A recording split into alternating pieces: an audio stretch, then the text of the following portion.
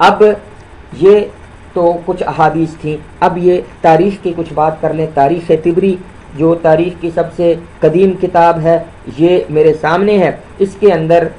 سن 10 ہجری کے واقعات میں، سن 10 ہجری کے واقعات میں یہ واقعہ ذکر کیا امام طبری نے۔ وفی هذه السنة كتب مسیلمۃ الی رسول اللہ صلی اللہ علیہ وسلم یدعی انه اشرک معه فی النبوۃ، کہ اس سن میں یعنی 10 ہجری میں مسیلمہ نے یہ نبی کریم صلی اللہ علیہ وسلم کی طرف یہ خط لکھا جس میں اس نے یہ دعویٰ کیا کہ اس کو نبوت میں شریک کیا گیا ہے۔ تو یہ آگے امام طبری نے پوری روایت ذکر کر کے یہ کہا کہ اس نے جو خط لکھا وہ کیا تھا، وہ یہ تھا من مسیلمۃ رسول اللہ الی محمد رسول اللہ،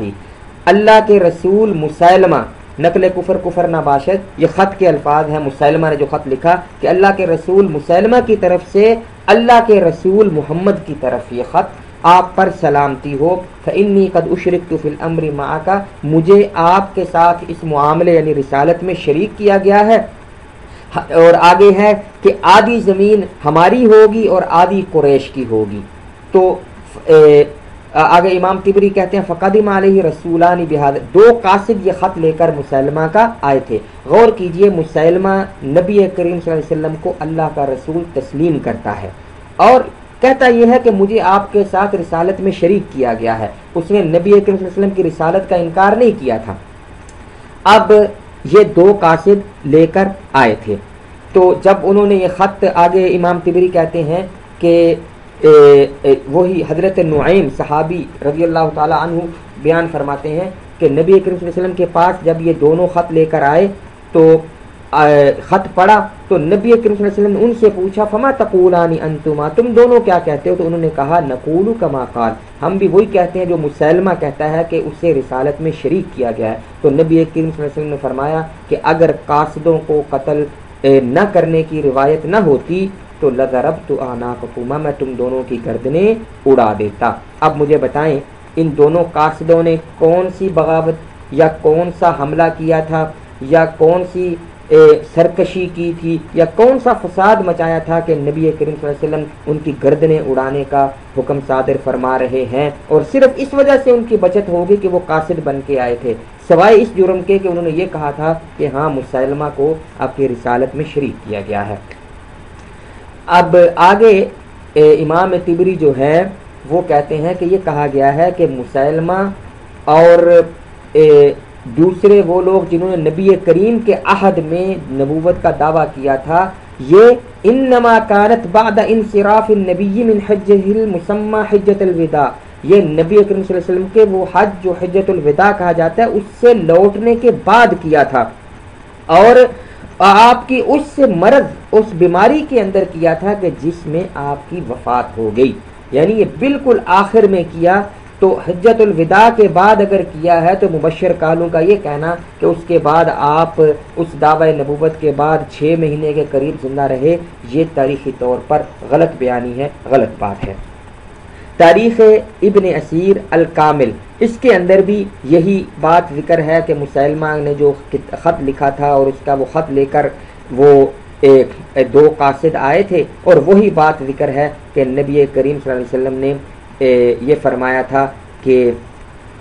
اس میں یہ ذکر ہے کہ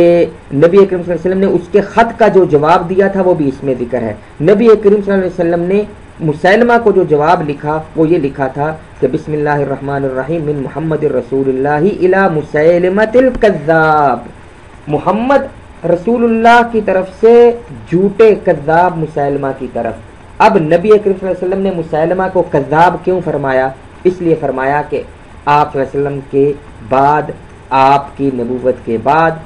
کوئی بھی نبوت کا دعویٰ کرنے والا وہ جھوٹا ہی ہے۔ آپ نے آگے خط میں لکھا اما بعد فالسلام علی من اتبع الہدی، جو شخص ہدایت کی تابعداری کرے اس پر سلام ہو۔ مسلمہ نے تو یہ لکھا تھا نا کہ آدھی زمین میری آدھی آپ کی، تو آپ نے فرمایا کہ زمین تو ساری اللہ کی ہے، یورثھا من یشاء من عبادہ، وہ اپنے بندوں میں سے جسے چاہتا ہے اسے اس کا وارث بناتا ہے۔ اور پھر آگے امام ابن کثیر بھی یہ لکھتے ہیں کہ مسیلمہ اور دوسرے جنہوں نے نبی کریم صلی اللہ علیہ وسلم کے عہد میں دعویٰ نبوت کیا، یہ آپ کے حجۃ الوداع کے بعد تھا اور آپ کی اس بیماری کے بعد تھا جس میں آپ فوت ہوئے. جب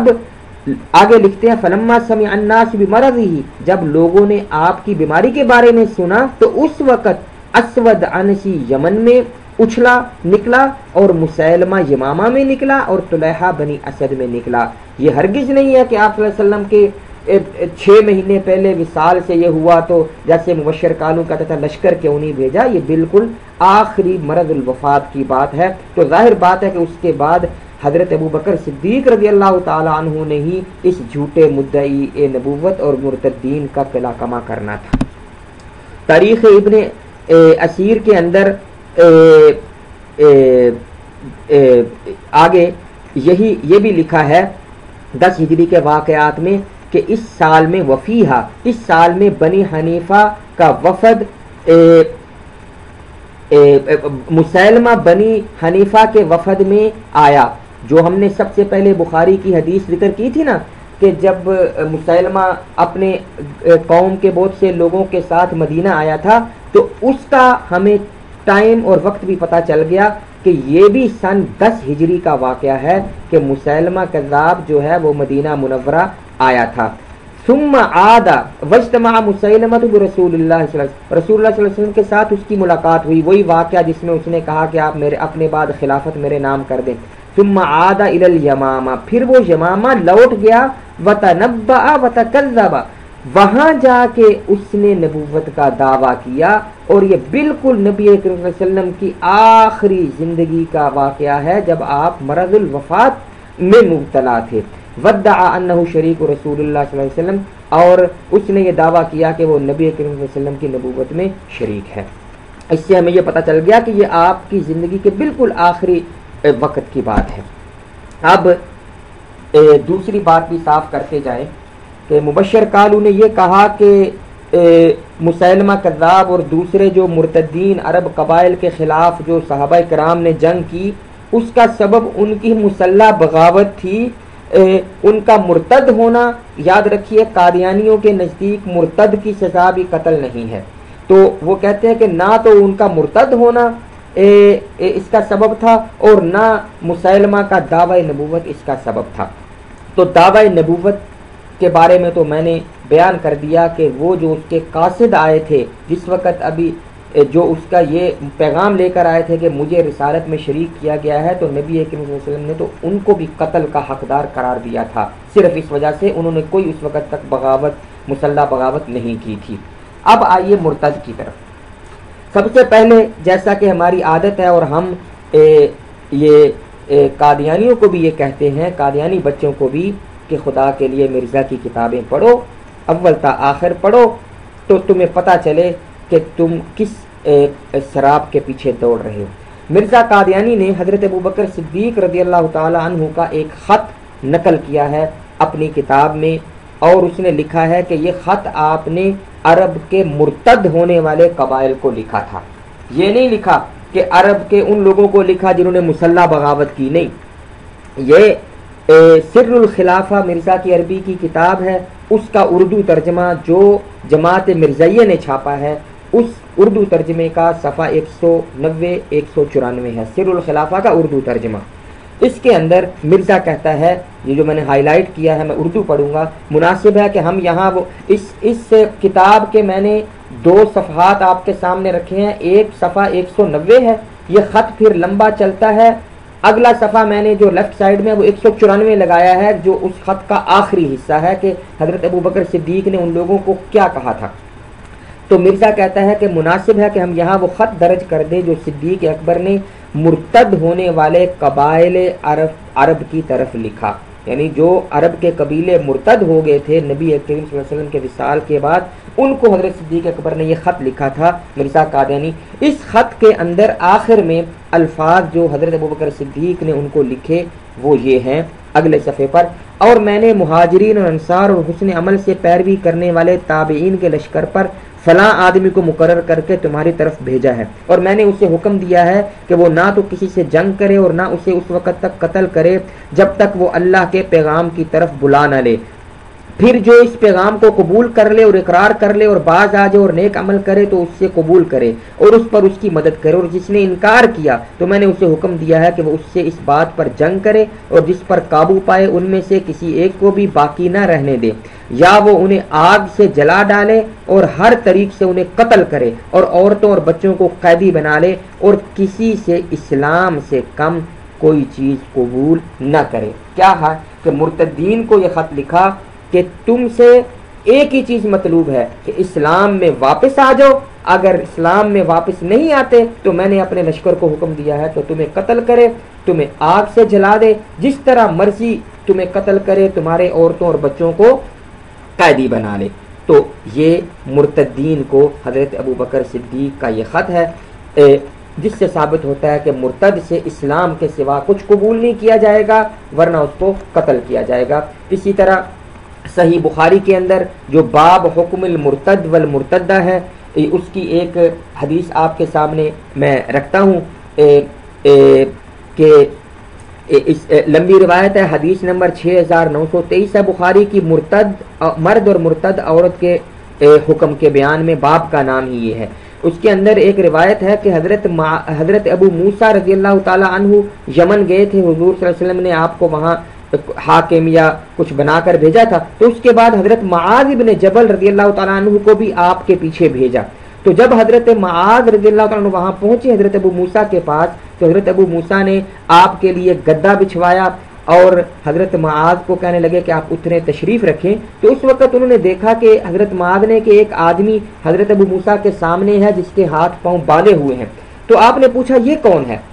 یہ کون ہے؟ تو حضرت ابو موسیٰ نے فرمایا کہ یہ ایک آدمی یہودی تھا، پھر مسلمان ہوا اور پھر یہودی ہو گیا ہے، پھر مسلمان ہوا پھر یہودی ہو گیا ہے۔ کیا عربی کے الفاظ ہیں، کان یہودیا فاسلم ثم تحود، پھر یہودی ہو گیا۔ تو حضرت معاذ ابن جبل نے فرمایا، پھر حضرت ابو موسیٰ نے حضرت معاذ کو کہا کہ آپ تشریف رکھیں، تو آپ نے فرمایا لا اجلس حتی یقتل قضاء اللہ ورسولہ 3 مرات، کہ آپ نے فرمایا میں اس وقت تک نہیں بیٹھوں گا جب تک اس مرتد کو اللہ اور رسول کے فیصلے اور حکم کے مطابق قتل نہ کیا جائے۔ یہ بات 3 بار حضرت معاذ نے فرمائی، تو آخر حضرت ابو موسیٰ نے حکم دیا اور وہ قتل کیا گیا، پھر حضرت معاذ بیٹھے۔ تو اس میں صاف اور واضح طور پر حضرت معاذ ابن جبل نے 3 دفعہ یہ فرمایا کہ اللہ اور رسول کا حکم اور فیصلہ یہ ہے کہ اس آدمی کو قتل کیا جائے۔ اس آدمی نے کوئی مسلح بغاوت نہیں کی تھی، صرف کیا کیا تھا کہ مسلمان ہوا تھا، پھر دوبارہ یہودیت میں واپس چلا گیا، مرتد ہوا تھا، تو صرف مرتد ہونے کی وجہ سے اس کے حضرت معاذ نے اتنی سختی سے فرمایا کہ سواری سے نہیں اتروں گا جب تک اس کو قتل نہ کیا جائے۔ اسی طرح صحیح بخاری کے اندر حدیث موجود ہے 6964 6924 اور 6925، اس کے اندر حضرت ابو بکر صدیق رضی اللہ تعالی عنہ کو صحابہ کرام نے جب انہوں نے مرتدین عرب کی طرف لشکر بھیجا لڑائی کے لیے، تو کچھ صحابہ نے کہا کہ آپ ان سے کیوں لڑائی کر رہے ہیں، یہ لوگ تو سب کلمہ پڑھتے ہیں، کلمہ پڑھتے ہیں، لا الہ الا اللہ کہتے ہیں۔ تو حضرت ابو بکر نے فرمایا لأقاتلن من فرق بین الصلاۃ والزکاۃ، اللہ کی قسم میں ان سب سے قتال کروں گا جو نماز اور زکوٰۃ کے درمیان فرق کریں، اور اللہ کی قسم اگر یہ مجھے ایک بکری کا بچہ بھی جو زکوٰۃ میں یہ نبی کریم صلی اللہ علیہ وسلم کو ادا کرتے تھے وہ روکیں گے تو میں ان سے قتال کروں گا۔ یہ حضرت ابو بکر صدیق رضی اللہ تعالیٰ عنہ، تو ثابت ہوا کہ صرف کلمہ پڑھنا زبان سے یہ کافی نہیں ہے، بلکہ اگر ضروریات دین میں سے کسی ایک بات کا بھی انکار کیا تو نبی حضرت ابو بکر صدیق رضی اللہ تعالیٰ عنہ کے فتوے کے مطابق اس کے خلاف بھی قتال کیا جائے گا اور اسے قتل کیا جائے گا۔ صحیح مسلم کا ایک حوالہ بھی، یہ صحیح مسلم کا اردو ترجمہ قادیانیوں کا کیا ہوا جو ان کی ویب سائٹ پر موجود ہے، اس کی 9ویں جلد ہے، اس کے اندر 2 روایات آپ کے سامنے، جلد نمبر 9 صحیح مسلم کا اردو ترجمہ قادیانیوں کا کیا ہوا، اس کا صفحہ 21 اور 22، اس پر 2 روایات ہیں 3161 اور 3162۔ ان روایات کے اندر یہ فرمایا گیا ہے کہ نبی کریم صلی اللہ علیہ وسلم نے یہ فرمایا کہ جو مسلمان آدمی ہے جو یعنی اللہ کی توحید کی گواہی دیتا ہے اور میری رسالت کی بھی گواہی دیتا ہے، اس کا خون جائز نہیں ہے، یعنی اس کو قتل کرنا جائز نہیں ہے، سوائے 3 باتوں میں سے ایک کے، یعنی اگر ان 3 باتوں میں سے کوئی ایک ہو تو پھر اس کو قتل کیا جا سکتا ہے۔ پہلی بات، شادی شدہ زناکار، جو شادی شدہ، یہ اردو ترجمہ میں قادیانیوں کا کر رہا ہوں، شادی شدہ زناکار، تو جو بندہ شادی شدہ ہو، چاہے مرد چاہے عورت، اور زنا کرے، اور جان کے بدلے جان، جس نے کسی کو قتل کیا تو اس کے قصاص میں قتل کیا جائے۔ اور تیسری بات، اپنے دین کو چھوڑنے والا، جو جماعت سے علیحدگی اختیار کرنے والا ہو،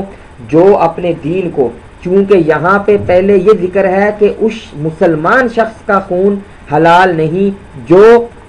یہ کام کرے، تو ثابت ہوا کہ اس دین کو چھوڑنے سے مراد اسلام کو چھوڑنا ہے، کہ اپنے دین کو چھوڑ کر مسلمانوں کی جماعت سے علیحدگی اختیار کرنے والا ہو تو اس کو بھی قتل کیا جا سکتا ہے۔ تو یہاں پر بھی صاف طور پر معلوم ہوا کہ جو شخص مسلمانوں میں سے اپنے دین اسلام کو چھوڑ کر مسلمانوں کی جماعت سے نکل کے یہودی ہو جائے، عیسائی ہو جائے یا قادیانی ہو جائے تو وہ مرتد کے حکم میں ہے، اور اگر وہاں پہ اسلامی حکومت ہے تو اس پر قتل، ارتداد کی سزا قتل جو ہے وہ نافذ کی جائے گی۔ یہ واضح احادیث ہیں اور ان کا ترجمہ بھی جو ہے اگلی حدیث میں بھی یہی بات بیان ہوئی ہے، تو اس کا ترجمہ جو ہے وہ مرزئی جو صحیح مسلم کا اردو ترجمہ ہے اس سے میں نے آپ کے سامنے رکھا ہے۔ تو دوستو یہ تھا مختصر طور پر مرزئی بچے مائنڈ روسٹر میر کی اس لطیفے کا جواب، اور اس کے ساتھ ہی آپ کے سامنے میں نے حقیقت حال رکھ دی مستند حوالوں کے ساتھ۔ مبشر کاہلو نے تو کوئی حوالہ پیش نہیں کیا تھا کہ اس نے یہ باتیں کہاں سے نقل کی کہ وہ میرے بالمقابل نکلیں گے اور پھر وہ 6 مہینے۔ اور ہاں ایک بات اس نے مبشر کاہلو نے یہ کی کہ جی مسیلمہ کذاب نے اسلامی حکومت کے عامل کو قتل کر دیا، شہید کر دیا تھا، تو میں نے جہاں تک مطالعہ مجھے تو کوئی نہیں ملا ایسا کہ کون سے عامل کو قتل کیا تھا۔ تو مبشر کاہلو یا قادیانی بچے جو یہ ویڈیو ٹوٹ کے یہاں پہ چلا رہے ہیں وہ ذرا تحقیق کریں اور مجھے بتائیں کہ کون سا اسلامی حکومت کا گورنر اور عامل تھا جس کو مسیلمہ کذاب نے شہید کیا تھا، تو جس کی وجہ سے پھر اس کو قتل کیا گیا۔ وما علینا الا البلاغ المبین، والسلام علی من اتبع الہدی۔